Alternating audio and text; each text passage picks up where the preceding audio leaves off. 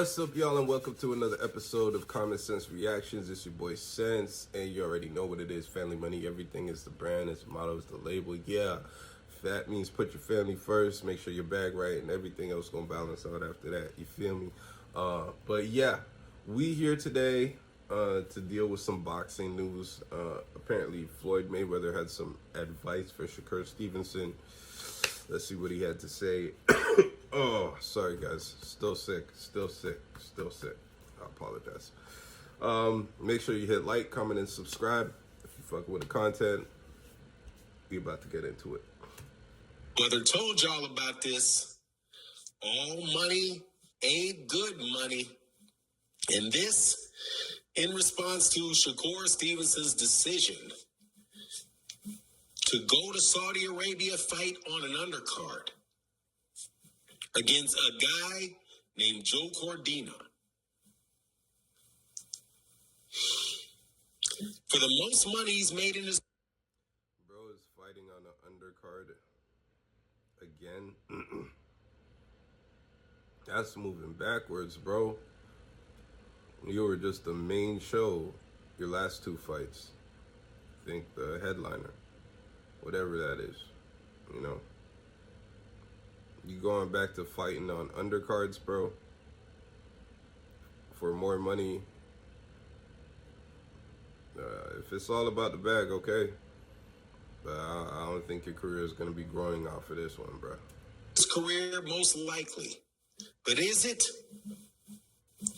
Like Floyd Mayweather Jr. said, a case of all money ain't good money.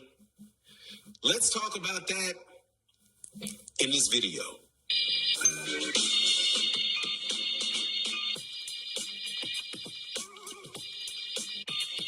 The answer to the question is, hey man, all money is money. And hey, SHAKUR Stevenson probably just got paid a lot of it, or will get paid a lot of it. Probably, he's not going to get the benefit of the media telling people that he's going to get $100 million, but I'm sure he's going to get millions and millions of dollars for his troubles, and his troubles should be very light because the guy that he's fighting is a pushover named Joe Cordina.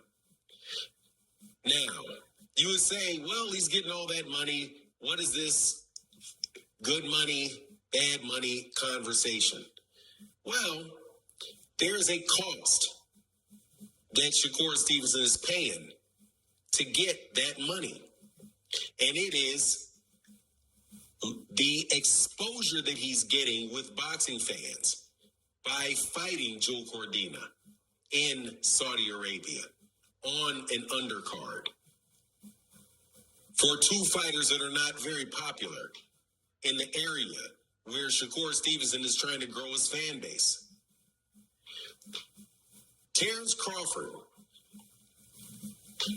described the conversation that he had with Al Heyman, and where Al Heyman asked Terrence Crawford in response to conversations about guaranteed money. Al Heyman asked him, why you want to put a cap on yourself? Looking at what SHAKUR Stevenson is doing, that is there's no greater thought that I can think of about example of putting a cap on yourself than that. Now, if you're going to put a cap on yourself, get a lot of money. The trend as of late, unlike many people say, did not start with Floyd Mayweather Jr. This did not start with Floyd Mayweather Jr. No, it did not. Floyd Mayweather Jr. was on pay-per-view. Floyd Mayweather Jr. had huge gates. Floyd Mayweather Jr. had fights that sold a lot of tickets, and he made a lot of money because the fights were profitable and a lot of people watched the fights that he was in. Very traditional model of becoming a successful entertainer. Now, let's be honest, because people always hate on Floyd and say that he always ran and all of that type of stuff. If bro always ran, his career would have played out like SHAKUR's. Let's be honest. Let us be honest. Pretty boy Floyd was aggressive as fuck. He was coming to you. He was stepping to you. He was in the pocket. He was trading punches. That's how he built his career.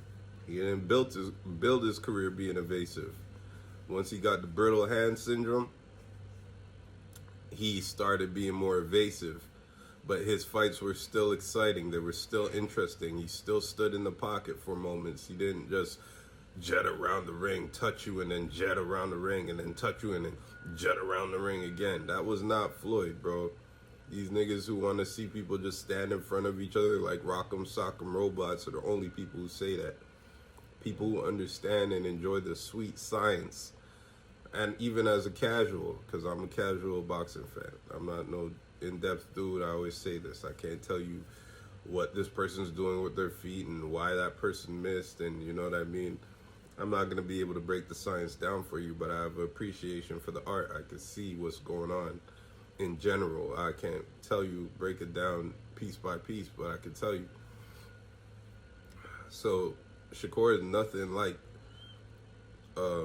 Floyd. Floyd had an aggressive time in his life in his younger years where he wasn't afraid to get hit and trade punches. And he was still very evasive, rolling punches off of his shoulders and stuff like that. Bro is just afraid of getting hit. He don't like getting touched. He just want to hit people. But he don't want to be touched at all. Like, he doesn't want to sacrifice getting touched so that he can land a punch. None of that. So they're not the same. Musicians, as entertainers, they sell tickets. They sell records and they sell tickets to concerts. They get money from that. If the records don't sell, they don't get paid. If the tickets don't go, hey, they're in trouble. The world Shakur is living in started with Canelo Alvarez, when DAZN said, we're going to pay you as much money as you got for your pay-per-views, we're just going to pay you in-house.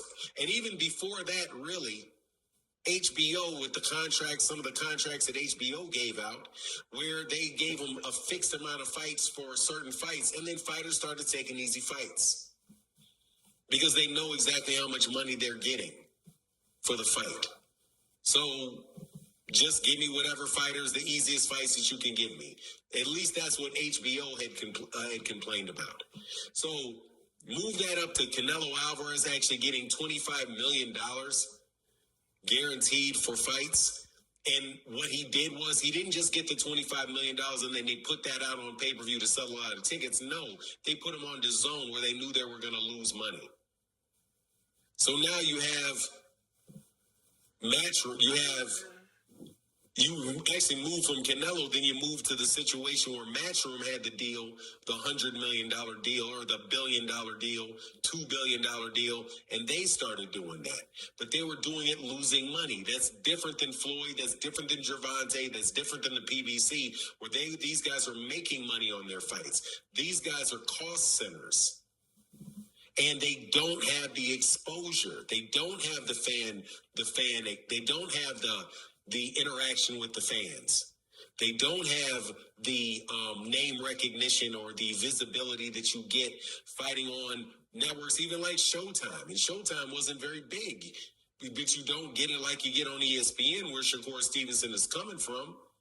And you don't get it from the PBC, obviously, because that's where the biggest names in boxing are fighting, the ones that actually can profit and have fights profit. So, again, what is this talk about good money, bad money?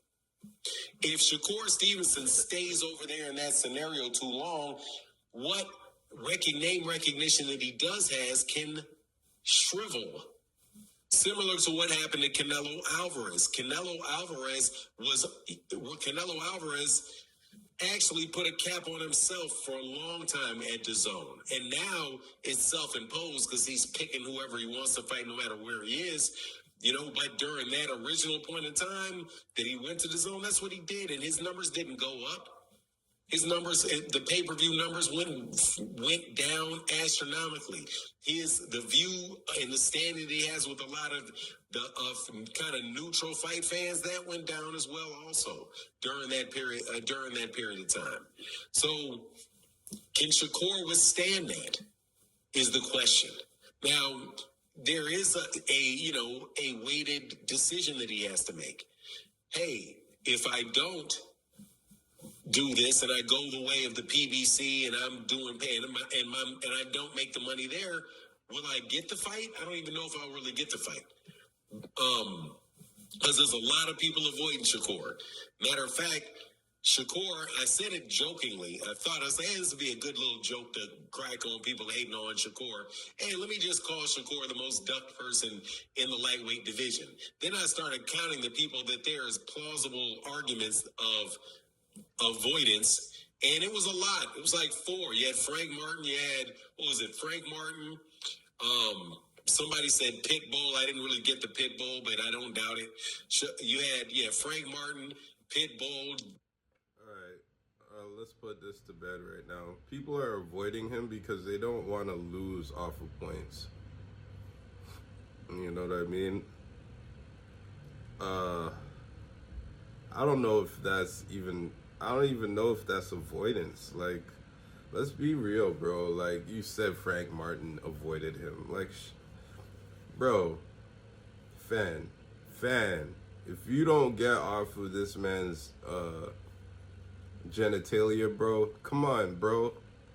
This is wild. This is wild, fam. Frank Martin wanted more money for his fight. He felt like he deserved it. Bro didn't want to pay him the money. Frank Martin passed. That was not a duck.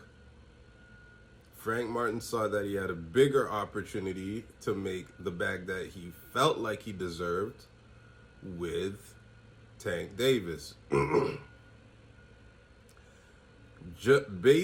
Based off of his performance in that fight, judging off of his performance in that fight, Frank Martin has absolutely nothing to fear from Shakur Stevenson. I think that it would be a good fight. 50-50 at the lowest. You know what I mean? Frank Martin is quick. He got pop.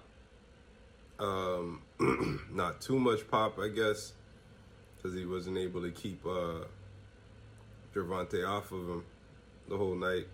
But he got some pop. And I think him and Shakur probably have around the same level of power. Frank Martin is very athletic. So I doubt Shakur would be able to run the whole night. Frank Martin has also learned some very valuable lessons from his fight with Gervonta. But it doesn't mean that he's avoiding him. Pitbull...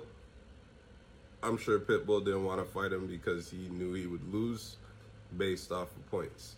Like, bro's just going to tag him and keep on moving around the ring, and that would frustrate him. Mexican fighters don't like to fight elusive fighters, bro, because they like to fight people that are going to meet them in the center of the ring and trade with them.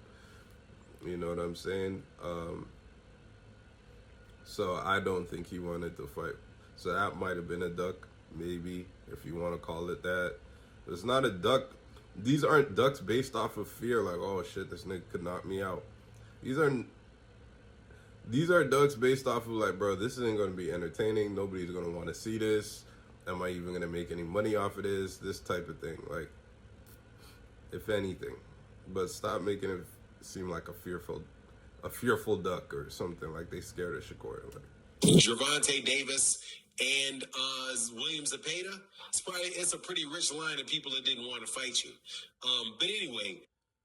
Yo, did you just say Gervonta Davis was ducking this guy? Bro, these guys just have very high opinions of themselves, bro. Shakur thinks he's worth a whole bunch of money to fight.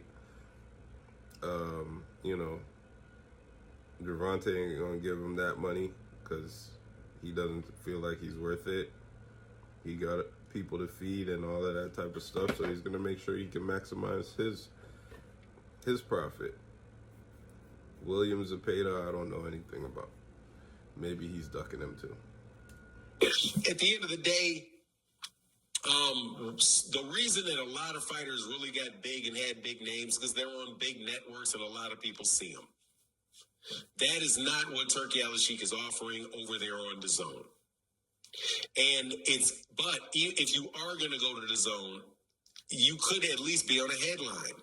Now, you get your couple paydays. How did that pan out for Deontay Wilder? He got a couple paydays, got his big money, but they didn't show him the most love over there. Anyway, that's my take on the matter.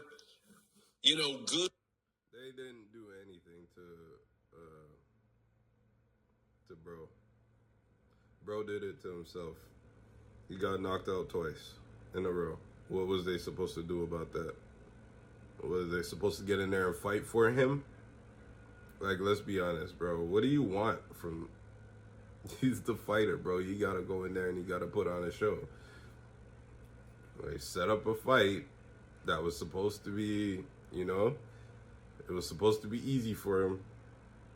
But he's just not the same anymore. You know what I'm saying? So, I don't know, bro. Fanon is, I always used to think he was the most neutral of all of the commentators. But now I see all of them got some type of pay in their pockets right now. You know who I haven't seen be like really super like leaned in one direction, and he's actually visibly tied to somebody? It's Showbiz. Showbiz will criticize PBC fighters, and I guess he's being sponsored by PBC. He'll criticize the Zone fighters, and he's being sponsored by the Zone. But he's like fair with everybody. You know what I'm saying? Yeah, I don't know. Fanon has some type of like little crush on fucking Shakur ever since that little interview that he had with Shakur and Gervonta's team. Or maybe he's just trying to hype it up so that they fight each other. I don't know what it is, but this was a very inaccurate assessment, in my opinion, of what's been taking place. Outside of what he's saying for his popularity and stuff like this, this ain't a good move. Number one, you're fighting on an undercard again. That's like moving backwards. And then you're fighting a bum. And I get the point of fighting the bum is to make you look good on this appearance so that everybody could see you beat up on somebody. But picture this for a second. Picture you go down there and you expect bro to be a bum, but he got a little pop. Now you start getting off and you start running again. Now you're on an undercard in a country nobody cares to even view or see anything in. So he's sure they'll be able to pump their numbers because bro runs the country and stuff like that. And if it's 50,000 people in the crowd, he's gonna say it's 100,000, and that's what they're gonna say. And if they got 2.5 pay-per-view buys, he's gonna say there's 20 million pay-per-view buys, and they're just gonna do it. They're gonna do whatever they gotta work on the computer to make it seem legitimate. He also bought a boxing ranking company. I think it's called Box Tech or some shit like that. I can't remember. But like, so he's gonna put out his own fake numbers for everything, and it's gonna look good. But everybody who's an actual boxing fan is gonna be like, nah. Like, you know what I'm saying? Anyhow, that's it, man. I don't really have too much else to go over today. It's just one of those dead days, and it's time for me to start getting to work on some of this other stuff. So I appreciate y'all for locking in with me. You already know what it is. Family, money, everything. That's the motto, that's the label, that's the brand. Family, put your family first. Make sure your money's right. Everything else will follow. Balance out after that. You know what I mean? Drop a like, comment, subscribe. I'm out.